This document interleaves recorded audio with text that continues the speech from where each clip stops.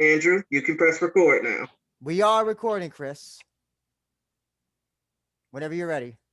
Ladies and gentlemen, what's good, y'all? It's Chris Gary, it's Andrew Benjamin, and you tuned in to yet another special edition of the We Are Rizin podcast, your source for all things about the Rizin Fighting Federation and Japanese mixed martial arts, or when we get the opportunity to do crazy and unique things like what we're about to do, you can, well, just guess that we're going to shoot the shit. You can follow us on Twitter. I'm at ChrisGary92. Andrew is at ABenja1. The show handle is at We Are Rizin Pod. That's WeAreRizinPod, all in one word. And you can check us out on YouTube, which I hope you subscribe to the channel, by the way. Apple Podcasts, Stitcher, Podbean, Soundcloud, and your favorite podcast providers of choice. But enough about all that. We're here because there's a young lion in the midst who's ready to prowl and looking to build his name off the back of a legendary competitor. He stands in at exactly 6 feet tall, 183 centimeters, weighs in at 205 pounds, 93 kilograms. He is 27 years old, born December the 3rd, 1993, and hailing from West Eastliff, Long Island, New York, USA. Ladies and gentlemen, please welcome to the We Are Rizin podcast, New Japan, LA Dojo, Young Lion, Alex Coughlin. How are you doing, sir? Well, I'm doing fantastic. I just want to say what a hell of an introduction. I appreciate that. But that weight is outdated. I'm bulking up. I'm up to 220 right now, and I'm only getting bigger and stronger. Just for the folks at home that know. So no longer junior heavyweights. Nah, I'm moving up the ranks. I'm going to be a heavyweight, baby. Oh, and well, it's actually a good thing that you are bulking up, especially if you're taking on JR Kratos this Saturday. Mm-hmm. But first thing, before we get into Bloodsport and fan questions, I got to ask, how did you decide, when and how did you decide to become a pro wrestler, Alex? I always knew ever since I was a little kid. Watched it all growing up. First time I ever saw it, I had my best friend in kindergarten. His name's Steven. Went over to his house. He was watching it. I had no idea what it was, but I immediately fell in love. So ever since then, I always dreamed about it. Daydreaming, dozing off in class. I was always going back to being in that ring, and eventually decided to make it happen. And here I am today. Very thankful for this. Now, did you ever think that in this time that you would be in New Japan Pro Wrestling and wrestling in Japan, that this would be your career right now? Well, I always hoped it would be. If there was a small part of me that thought it was actually going to happen, I mean, for New Japan Pro Wrestling, though, that's specifically New Japan. I've been a fan of New Japan my whole life. That's how I found out about the opportunity for the LA Dojo, by being a fan, and I'll talk all about that in a little bit. But man, it's a dream come true. I'm happy that I'm here. I'll say that. I've heard of these open calls or whatever to join the dojo. You know, it's not easy. Not everybody gets in. Mm-hmm. It was just you, Carl Fredericks, and Clark Connors, who, as far as if there's anybody else and they quit, I don't know about them, but you're the 3 survivors so far. So what is it like being in New Japan and training in the LA dojo? Like, what is your daily routine? Of course, yeah, we are the original 3 that got picked out of the first round of camps that they held back in 2018. But we have since picked up 2 more recruits, actually 3. We have Gabriel Kidd, who is over in Japan right now. He's been at the Noge Dojo for some time training, but started out with us in LA. And now we have Kevin Knight and the DKC training with us as newer recruits, the second official class at the LA Dojo. But as far as daily training goes, it's basically what you expect under somebody, if you know anything about Katsuyori Shibata, you've heard anything about him, you'd expect nothing but the strictest, tightest, toughest training. And that's what we do 6 days a week. We get up at the crack of dawn, head to the dojo, do our daily warm-ups, and train for hours and hours, just doing what we do, killing each other, so we can do it to other people in a professional capacity. Actually, it's so funny that you bring up Shibata-san already, because actually we have a bunch of questions that came in from a Japanese fan that DM'd us, and actually one of the questions was about how is Coach Shibata. So I guess are you ready to describe him as tough? You know, I'm guessing, but it's more like a tough love thing. You know, it's like he's doing it to help break you down, to bring you up. Is that kind of how it is? That's a good way of putting it, breaking us down to build us back up. You know, even beforehand, I wasn't training for super long before joining the LA Dojo, but still there are habits from all of us, from Clark, Carl, and myself, that he wanted to break and I guess beat out of us, so we can relearn from his Japanese roots, from the New Japan style, the fighting spirit, which is really what it's all about. And over the years, it's definitely what he's instilled in us to a frightening capacity. I never would have expected the training to be like this. It's intense, grueling, super physical, the hardest thing I've ever done, but so incredibly worth it every single day, that I look forward to it, no matter how painful it might be. But it's the highlight of my day. Now, I remember watching the documentary on the LA Dojo, and it featured you, Carl Fredericks, and Clark Connors. Has everybody figured out how to make Chanko now properly? You know, the first couple of times were a little difficult, but yeah, we ironed out the process. I have it written down on my phone. I like the pork kimchi specifically. That's my favorite, but there are a few different kinds we learned to make: salt, miso, so on and so forth. It's a treat every now and then. Because when I was watching the documentary, and the fact that it was like Chanko was something entirely new to all of you, it was that I found that just like very hilarious. That you guys speaking English, Shibata speaking in broken English, or maybe as best English as he possibly can. So I'm just horrified. I'm just thinking like how horrible the first Chanko must have been. Must not have been up to his liking. There's a big part of the language buried there. Yeah, describing how to cook, but we ironed out the process. Like I said before, we put our own little touches on it here and there. No more fish balls, not really our deal, but it's the LA Dojo Chanko. I'll say that much. It's the LA Dojo Chanko. Now, let's talk about a little bit about do you see 2021 as being your year? And the reason why I say this is because 2020, we got Carl Fredericks moved on for being a young lion. Clark Connors won the Lions Break tournament, but 2020, you kind of seem to be in the background. You didn't seem to do as much as probably you wanted to. But do you see 2021 as being your breakout year as a pro wrestler?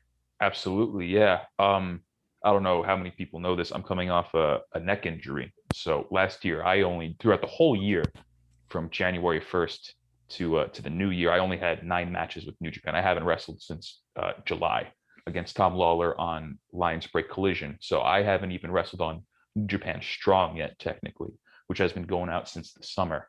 So I'm ready to hit the ground running with Bloodsport 4 coming up this Saturday on the 13th, just to show everybody that I have not just been sitting on my ass waiting for myself to get better.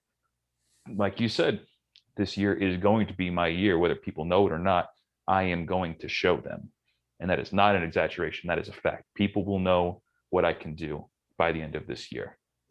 Actually, that's a great segue into Bloodsport 4. Actually, we do have another question. By the way, the first question about Shibata-san was from Kuni Saito, and he also has another question as well. He wants to know, you're the only dojo guy that's going to be in Bloodsport. And he wants to know what the difference is wrestling a dojo guy versus a non-dojo guy. Well, the thing I like the most about wrestling the dojo guys is that we know each other so well. I know Clark's tricks. I know Carl's tricks. We're brothers at this point. I know what they're thinking. I know what they're going to do, and vice versa. They know all my stuff. So when we wrestle, it's really as close to a chess game as we can get while being inside the ring. But maybe against somebody else, they don't know what I'm going to do. But on the other hand, I don't know exactly what they're going to do. I try to do my research beforehand. Like I'm wrestling Kratos this Saturday. I've actually wrestled him before in a tag match a couple of years back. He's a very strong man. He's a big man. I've seen a few of his matches since then too. And I see some of the things he can do. But he might be hiding something up those big ass sleeves of his that I might not be aware of. But on the other end, I've been training in the background for the past 7 or 8 months. He doesn't know what I can do either. And I have a plan to take him down. I think I'm going to surprise him. But yeah, the big differences between the dojo guys, the non-dojo guys, is how well we know each other. But both kinds of matches I welcome. I love them both.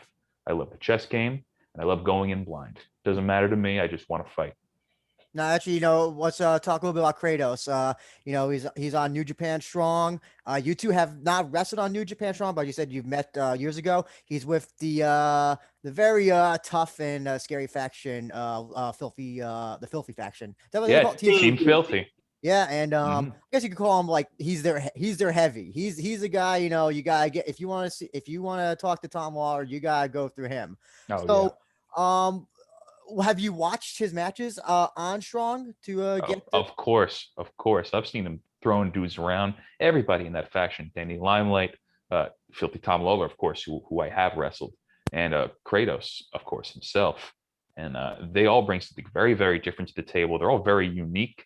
Tom Lawler himself, much like Shibata-san, a former professional fighter, and he's, I think, as much as I want to kick his ass, I think he's a great leader, and I think he's got a good eye for talent. So picking those two guys to be on his team, they've got to be good picks. So I'm going to try not to underestimate Kratos.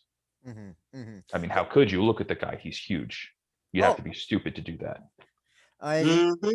He's definitely sticks out from if like line up a bunch of people in the room, he's a guy that will stick out, I think. Oh, no matter what, yeah. And what is your impression of him as a wrestler? As a wrestler, yes. Again, I'll reiterate, I'm really going to try not to underestimate him, because you expect guys like that to be bulky and slow and want to have a slow-paced match because their stamina might not be good. But from what I've seen, and I've seen a handful of matches from him now, not just with New Japan Strong, but doing my own research in the past against guys like Tim Thatcher, who I think is going to be very similar to what I'm going to try to do. He's not like that at all. For a man his size, 270, 280 pounds, he can move, he can grapple. He knows what he's doing out there. He's a seasoned veteran, and I can't wait to beat the shit out of him. Now, one of the main difference, obviously, between when you wrestle in New Japan, Bloodsport, different rules. You have ropes in New Japan.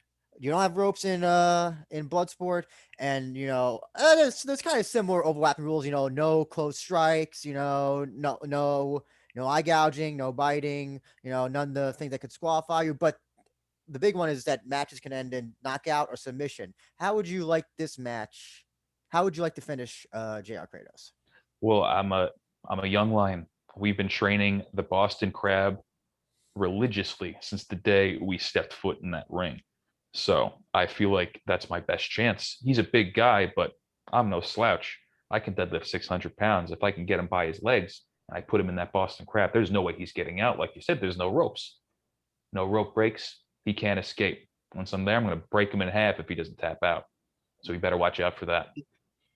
But what are you going to try and do? Weaken his legs with kicks or something? I can't give away my whole strategy, but I'm going to try to. Understood. Otherwise, what would be the whole point in giving a strategy away?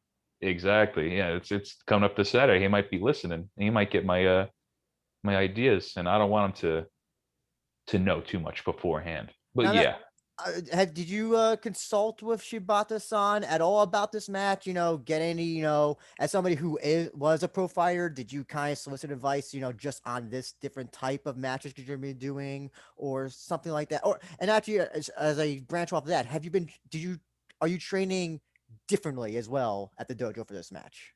I would say the training would be kind of similar. We've been training amateur takedowns, holds, what you'd expect: knee bars, arm bars, heel hooks, ankle picks, takedown, single leg, go behind, double leg, all these things. Since, again, the day we stepped foot in the dojo, we've been doing this the entire time we all moved out here to Los Angeles to train under Shibata-san.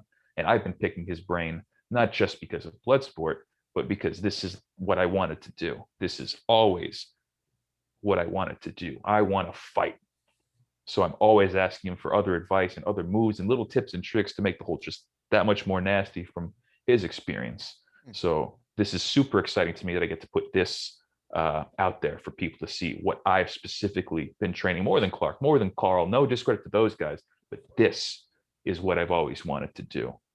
And I've been training not just with Shibata-san, but I've also spent a decent amount of time training with Mr. Barnett and his fight team. So graciously had me and let me train with them for periods of time when I'm not too busy with the LA dojo.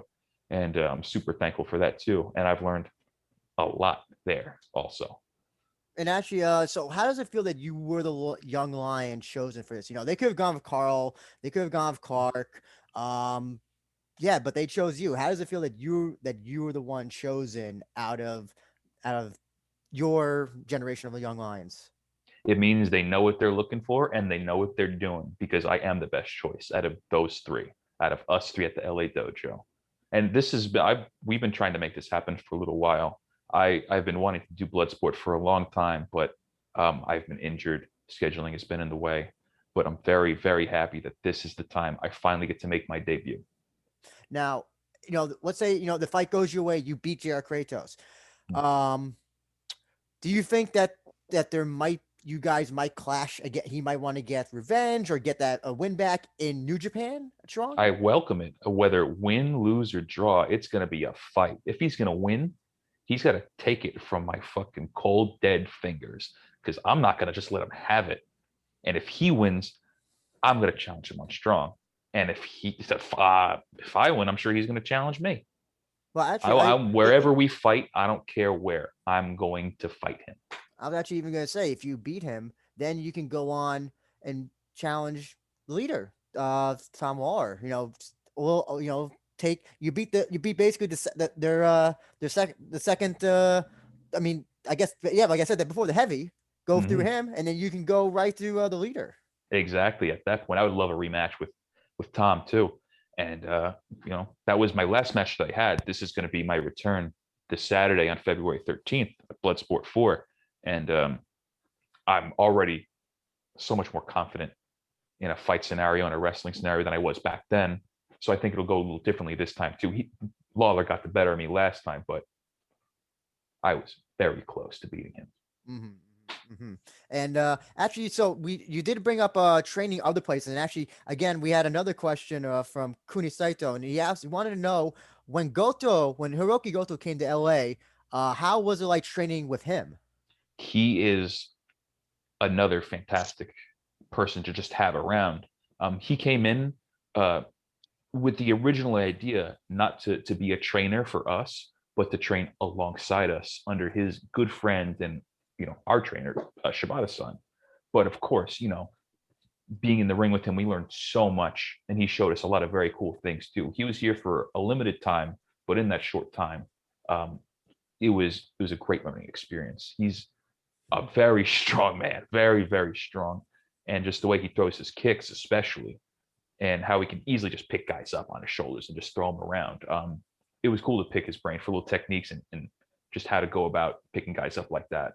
And the way he whips his hips so his kicks really give as much damage as possible. Well, because you know it's funny because he not only came there. I think that was, I'm trying to remember which match it was. He was up against, was it against Jay White? I think he was. He came over to train for. Was that Jay White? Oh my God. I can't think of it off the top of my head. I'm sorry. Well, I'll have to look it up. But or Chris will knows when he comes back. But he came there to train. But also, I'm guessing you guys trained. He trained you guys as well. A little bit. He mostly came to train with us. But you know, if you have a guy like Goto? I'm pretty sure that fight Andrew mentioning was against Jay White. Am I not right? That's what I was thinking. That's what I was thinking. I wasn't so sure. But yeah, I just okay. So it was kind of like a dual training process. You guys are training with him. You're training. It was kind of like everybody was training one another. Yeah, basically. Again, he came in with the primary focus of training with us to get ready for his fight. But of course, when he's around, living with us, sharing the ring with us for all this time, we're going to ask him a few things. We're going to try to learn from him, pick his brain a little bit. So yeah, it was very beneficial all around. I'm actually curious to know, what is the best advice that any member of the New Japan roster has given you? What is like the number one piece of wrestling advice you've ever gotten? Just keep your heart, keep your fighting spirit, never give up. It sounds simple, but it means the world in wrestling. It's very important. Never forget that. And Chris, we do have a fan question from Twitter, from our buddy Gentleman's Combat. If you want to take that over, because I feel bad. I've been talking forever, and you're just sitting there doing nothing. So I want to give you something to do. It's okay. I mean, I actually feel well not talking too much because I do tend to blow myself out talking. But still, the main question that this person, Gentleman's Combat at Gentleman's Combat on Twitter, asked is in preparation for this Bloodsport event, how much of Magomed Khan Gazmatov, aka Volkan, have you been watching? Volkan is a guy I've been watching for a long time. Ever since I saw there was a video on YouTube where he just does a demonstration in front of a Japanese audience of all these holds. He's in this full combat gear, full camo, and he just kicks this poor dude's ass for like 5 or 10 minutes. And since then, I went back and found a bunch of his old matches, and man, just the double wrist lock suplex, all his heel holds and his knee bars. He's a guy I studied very closely. You know how happy Gentleman's Combat is going to. That is whenever we interview anybody from Bloodsport, that is a question he always asks. How much Volkan are they watching? You might be, Chris, you're going to have to help me remember. Is Alex maybe the first one who's actually non-ironically said that he's watched Volkan? Because everybody else has either said no or yeah, all the Volkan. Yeah, all the Volkan. Oh, they're like, yeah, I know that guy. Oh yeah, yeah. I'm 90% sure that nobody else has actually said, yeah, I watched Volkan. I studied his stuff. You might be the first. I like to do my research. To be quite honest, if they have studied Volkan, they must have been a real diehard Fighting Network Rings fan. Of course. And actually, Kunio Saito wanted me to also say this as well to you, Alex. He says he's your favorite of the Gaijin Young Lions, and that he compares you to Dynamite Kid as a wrestler. Well, that's a fantastic compliment on both ends. Thank you very much. So how do you foresee your career trajectory in 2021? Like, obviously you're still a young lion, you still gotta grow. You got this Bloodsport match coming up, that wins. I think it's fair to say that you can only go up from there. What is your just tell us about your career trajectory in 2021. Well, if there's anything I think most people have learned from 2020 as a year, is that you can never tell what's going to happen next. The future is unpredictable. Even right now, I never thought I was going to be here in Los Angeles in the LA dojo training under Shibata-san. Not in a million years would I've ever dreamed this would happen. So I don't like to think huge long-term plans. I like to take it day by day. And right now my focus is this Saturday. I have a fight coming up, and that's it. And after that, I'm going to focus on the next fight, and I'm just going to keep fighting. Of course, I have long-term goals, but you have to take it one day at a time right now. And that's what I'm going to do. Any chance that, Bloodsport 6, I know there's a Bloodsport 5, and which we don't know any of the wrestlers are on, maybe that, or Bloodsport 6, 7, 8, 9, 10. Will you welcome coming back to another Bloodsport show after this, regardless of the outcome? Regardless of the outcome, I really hope I get the invitation extended, and I would absolutely love to do it. Chris, I'm going to throw it to you. You must have some questions for Alex.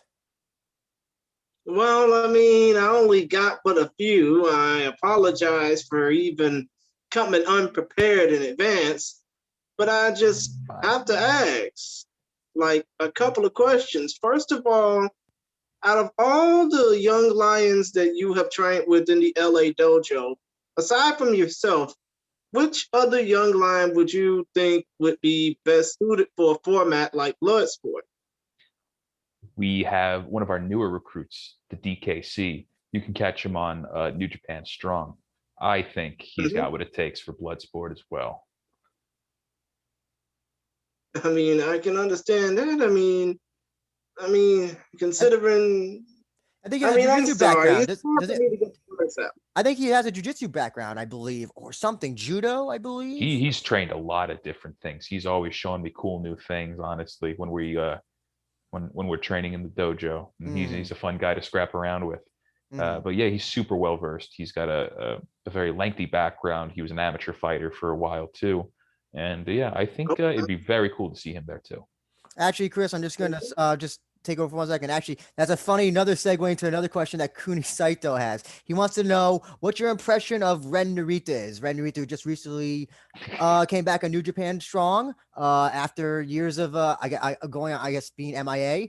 He wants to know, is he strong? Is he a good wrestler? Can you tell us your thoughts on Narita-san? Narita definitely embodies the fighting spirit. For someone to choose, I don't know how familiar you guys are with the Young Lion system, but after you quote unquote graduate, typically you go on what they call an excursion, to where you go outside the dojo, you go elsewhere, potentially another country, and train for another few years to find yourself as a professional wrestler. And Ren Narita chose to come here to the LA dojo in Los Angeles to train with us, and I think that shows a lot of heart. So of course he's welcome here, and he's really strong. He sleeps a lot, but besides that, he's a great person to train with. I'm happy to have him here. I like that. He sleeps a lot. I mean, I'm pretty sure Yeah. Ren Narita understands that, this isn't no vacation. I'm here to learn, I'm here to grow, and I'm not here to slouch around. That's what I respect most about it. Some people might be like, oh, send me here, send me there. Some people might think of an excursion as a, whew, finally, I don't have to do squats every day. Let's just chill out and wrestle. But him, no, he's keeping this going. He's torturing himself, and respect, man. Respect. Also, in fairness, I think it's a good thing that he chose the LA dojo, apart from the fact that Shibata-san is there and all of you guys there. But if he had chosen to go to Mexico CMLL, I don't know, his training might have been stunted because of the COVID thing. I don't know. It feels like that's kind of like a blessing in disguise. Honestly, yeah, just like what happened with Gabriel Kidd.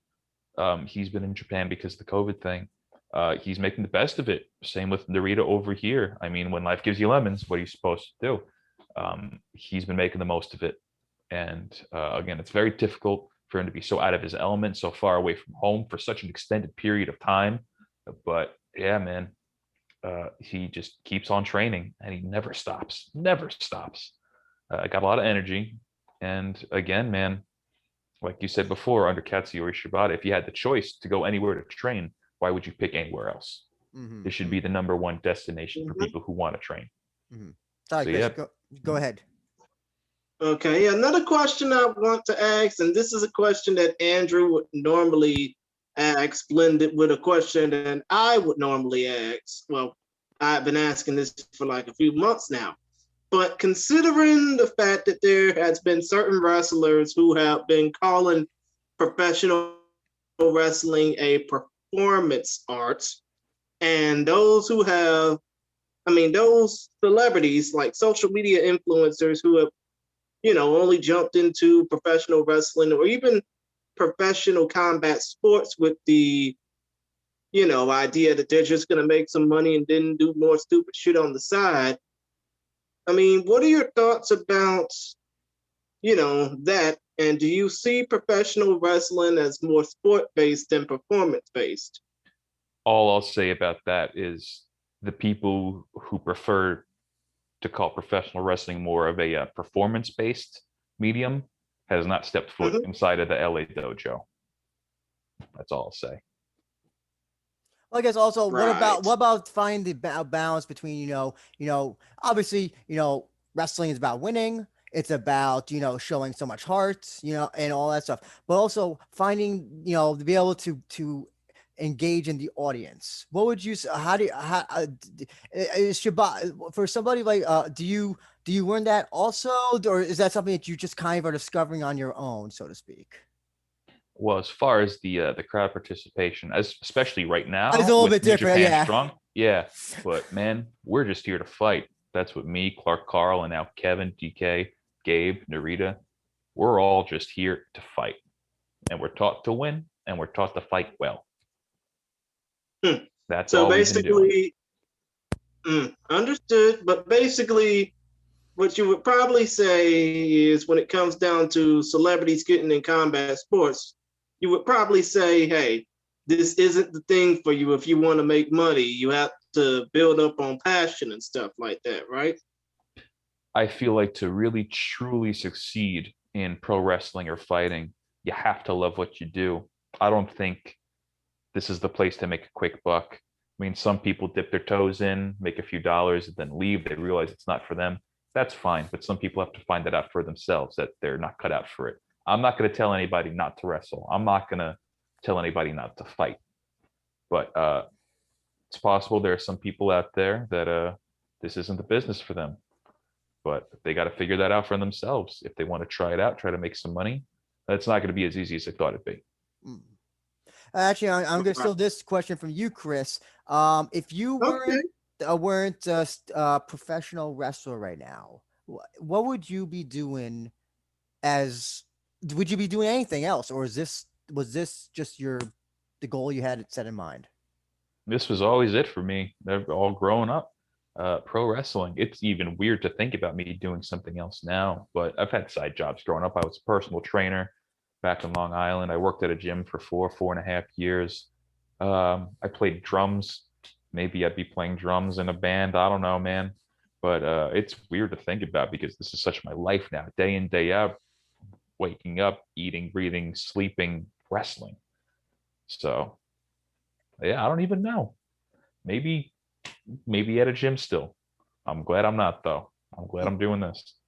Do you ever get time to yourself? I know that you guys are always training, you guys are wrestling, making Chanko, but do you ever get some days off where you can just like call mom or dad or your girlfriend or whoever and just be like, hey, things are going good here. We did 1,000 neck bridges or something, or something along those lines. Do you ever get time to yourselves, or just kind of just like, are you just in a daily routine of wrestle, train, eat, sleep, repeat? We rarely get a day off to rest, and on the rest days, they're more recovery days. We're just lying down with ice bags, eating, trying to get ready for the next day tomorrow. But man, we wouldn't be doing it. We wouldn't be here today if we didn't love every second of it. Mm-hmm. Oh, actually, Kuni Saito has another question. He wants to know, are there any guest coaches? Like, do you ever bring like a guest coach to New Japan or New Japan Dojo? Like, I know Goto, we brought up Goto before. That wasn't really like a guest coach, but like, that has Shibata, like, San ever brought anybody else to train from? I don't want to give away too much of what happens in the LA dojo, but it's very focused. I don't want to give a detailed plan about what we do, but it's just been Shibata-san every single day, just him telling us what to do. And I think he wants to, it's not so much professional wrestling, it's what he calls Shibatism. Yeah, so I don't think he wants to mix that with anything else. I think he wants to give us purely his vision of professional wrestling and doesn't want us to deviate from that until we think of our own branching paths of what kind of wrestlers we want to develop to be, starting from his original seed, his ideas. So as far as guest trainers or anything like that, there hasn't really been much going on. Oh, so he's basically a one-man army teaching, how many is it? 6, 7, 8, whatever, almost like about 10 people there, I think, that's gotta be, hey, if there's anybody who could do that, it's definitely Shibata, because he can control the room. He can control exactly. He does it, and he does it well. And if anybody gets out of line, of course, that kendo stick I think it's a kendo stick. Is that a kendo stick? That's a kendo stick. Okay, good. I know it very well. Yeah, it's very easy to control people in the room if you have a kendo stick. Just saying. Yep, that's another thing I learned from the LA dojo. So Alex, I just wanted to ask as well, is there anything else, like what can you just sum up this match coming up against JR Kratos? Tell us, for fans who may not be familiar with you, tell them why they should tune in and look forward to your match. Well, if you want to see somebody who has been just foaming at the mouth, going stir crazy, ready to get back to what he's always wanted to do. I had 7-8 months off in recovery from my passion, from my dream, from professional wrestling. I've been wanting to beat dudes up every day in my room when I'm at PT, when I'm doing calisthenics, when I've been back in the gym, and slowly over time, I realized that I was able to do it again.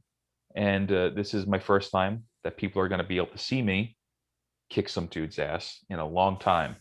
And if you want to see somebody who so desperately needs to get back in the ring, who so violently wants to to do what he wants to do, then tune in this Saturday, February 13th, me versus JR Kratos, and you will see somebody who will leave it all out there on the line. This is like the first game back after the season ends. This is a year-long break. I just can't wait to do this again. And I also can't wait for people to see me do it again, because it's going to be one hell of a show. And you can get that on www.bloodsport.watch.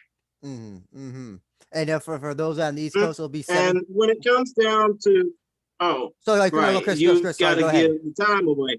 Yeah, go 7 ahead. Eastern, 4 Pacific is the time that this event will take place, Saturday, February 13th. Exactly. I mean, I'm pretty sure many people got a lot of fight plans and flight plans. Well, not that many because of COVID, but please go out of your way to check this show out.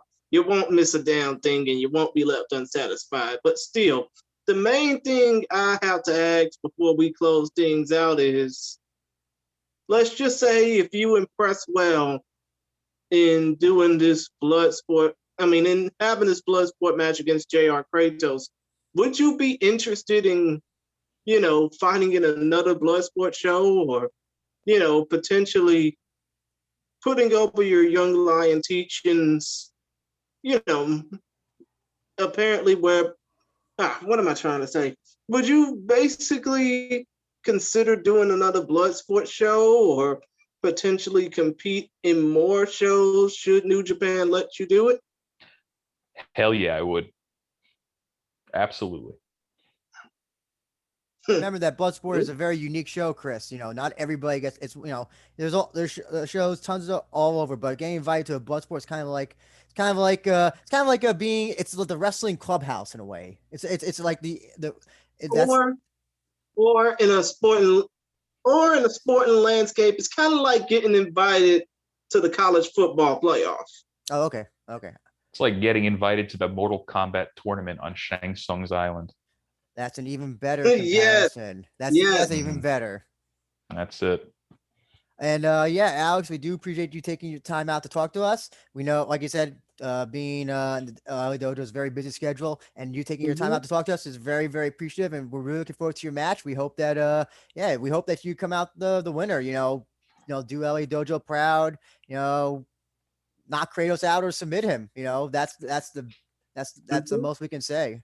I'm going to do my best, and thank you guys very much. Yeah. Thank you very much for having me. Chris, Andrew, at the We Are Rizin podcast. No problem. Had a great time. No problem. And by the way, is there any way people can get in contact with you? Obviously, you got Twitter, but is there any way people can get in contact with you?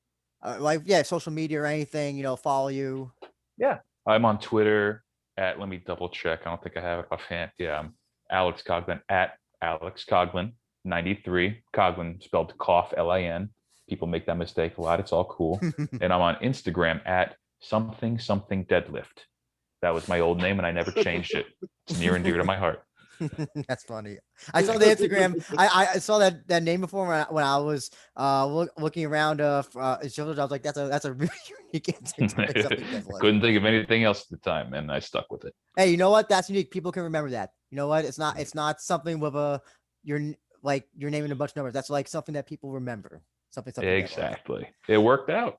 And again, Alex, thank you for your time. We wish you best of luck in your match. We hope to, see more of you on New Japan Strong and also in future Bloodsport shows. And New Japan, I'm looking forward to whenever you graduate, man. Appreciate that very much. And again, thanks for having me on at the We Are Rizin podcast. Thank you very much, Alex. Of course. No problem.